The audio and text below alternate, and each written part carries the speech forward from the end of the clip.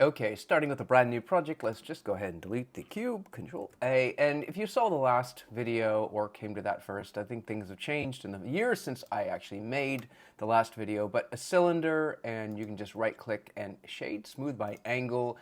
And yeah, Bob's your uncle, you're done. However, to be clear, you still only have, the default, what was that, 16 or 32. So if you were to 3D print or something, you would get the limitations of your object. So just to keep that in mind, it's optical here and great, but for other places, it's not truly that smooth.